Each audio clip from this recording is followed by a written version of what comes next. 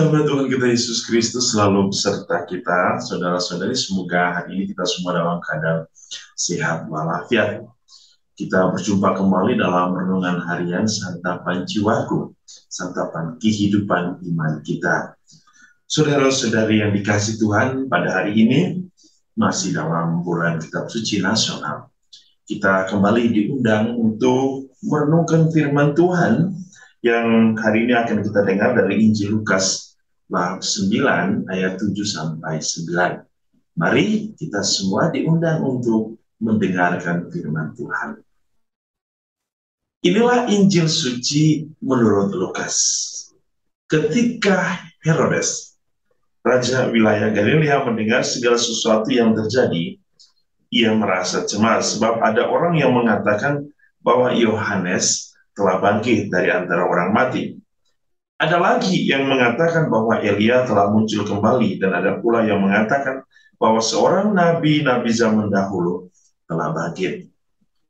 Tapi Herodes berkata, Yohanes kan telah kupenggal kepalanya. Siapakah gerangan dia ini yang kabarnya melakukan hal-hal besar itu? Lalu ia berusaha untuk dapat bertemu dengan Yesus. Demikianlah sabda Tuhan. Terpujilah Kristus. Saudara-saudari yang dikasihi Tuhan, ada peristiwa yang menarik bahwa kita mendengar bagaimana Herodes, seorang raja, seorang pemimpin, seorang yang berkuasa, mungkin seorang hebat, ya, ternyata merasa cemas, takut, bingung. Mungkin juga dia pada saat itu dalam posisi yang sangat gemetar.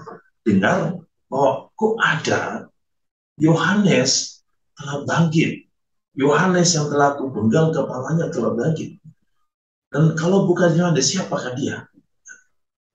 Kehadiran Yesus itu menjadi suatu ketakutan bagi Herodes. Ya. Bagaimana seorang raja besar yang berkuasa dalam suatu wilayah tertentu itu menjadi takut dengan kehadiran Yesus.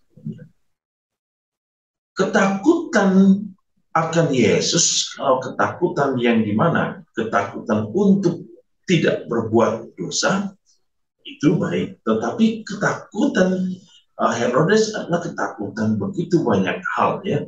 Ketakutan karena takut jabatannya, posisinya diturunkan, takut disinis, takut dikritik, takut untuk melakukan hal-hal yang tidak diinginkan. Jadi dia itu merasa takut, ya. Ketakutan semua yang terjadi dalam Herodes itu berawal dari kesombongan dirinya sebagai seorang pemimpin, ya. Pemimpin yang tidak layak, pemimpin yang mengambil keuntungan sendiri, pemimpin yang dimana pada saat itu dikritik oleh Yohanes karena dia mengambil istri dari saudaranya sendiri. Saudara-saudara yang dikasih Tuhan, apa sesungguhnya yang mau kita renungkan? Ketika kita dipercayakan, diberikan jabatan, posisi, ya, jangan sombong. Sebab jabatan itu punya batas waktunya, ada akhirnya. Jabatan adalah satu tanggung jawab yang harus kita lakukan dalam bentuk pelayanan dan pengabdian. Dan dalam bentuk pelayanan pengabdian, ada satu wujud kasih atau cinta yang mau kita sampaikan di situ. Jabatan bukan membuat orang untuk berkuasa lalu menekan orang lain, membunuh orang lain. Tetapi jabatan membuat dia semakin dekat dengan umatnya, semakin dekat dengan rakyatnya, dan tentu semakin dekat dengan Allah. Menjadi seorang pemimpin sesuatu yang baik ketika ia mau mewujudkan kasih Allah bagi orang lain. Ya. Herodes penuh dengan ketakutan, sebab Yohanes, Yesus mewartakan hal yang indah, dan begitu banyak orang mengikuti mereka. Saudara-saudara, dari poin ini kita bisa melihat, ketika orang melakukan hal yang baik, maka akan banyak pengikut. Ketika orang melakukan hal yang buruk, dia penuh dengan ketakutan. Kenapa? Takut ditangkap, takut dicurigai, takut dituduh, dan begitu banyak. Oleh karena itu, saudara-saudari, tentu firman Tuhan hari ini mengingatkan kita. Pertama, kalau kita ingin hidup damai, lakukanlah kebenaran. Kebenaran yang sesungguhnya berasal dari Allah. Yang kedua, kalau kita mendapatkan posisi jabatan dalam hidup kita, jangan sombong. Kita harus rendah hati. Kita harus melayani dengan penuh kasih. Dan yang ketiga, dalam kehidupan kita sehari-hari, kita harus mendasarkan hidup kita pada firman Tuhan.